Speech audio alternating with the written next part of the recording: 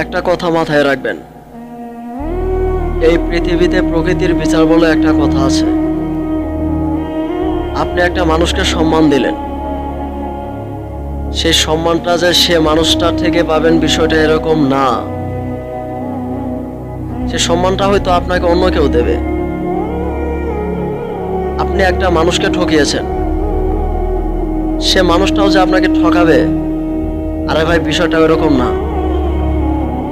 সে ঠকনিটা আপনি অন্য কারো কাছ থেকে ঠকবেন, হয়তো আজকে নয়তো কালকে কিংবা দুদিন পরে আপনার অজান্তেই। আপনি টেরও পাবেন না।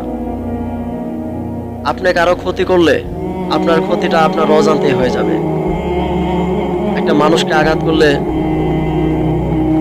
সেও যে আপনাকে আঘাত করবে বিষয়টা এরকম না।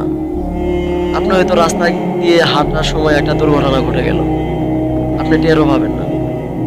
আপনার অসুখ বিসুখ হয়ে গেল, আপনার অর্থ খরচ হলো, আপনার পরিশ্রম, আপনার হয়রানি, সবকিছু মিলিয়ে ক্ষতিটা আপনারই হয়ে যাবে, আপনি টেরও পাবেন না। তাই একটা কথা সবসময় বিশ্বাস রাখবেন, এই পৃথিবীতে সৃষ্টিকর্তার বিচারের পাশাপাশি প্রকৃতির বিচার বলে একটা কথা আছে। সে আপনাকে কখনোই ছাড় দেবে না, কোনো না কোনো একদিন আপনার অজান্তে আপনাকে পাকড়াও করবে। তাই সময় থাকতে কাউকে আঘাত দিয়ে নয়, কাউকে কষ্ট দিয়ে নয়, সম্মান আর ভালোবাসা দিয়ে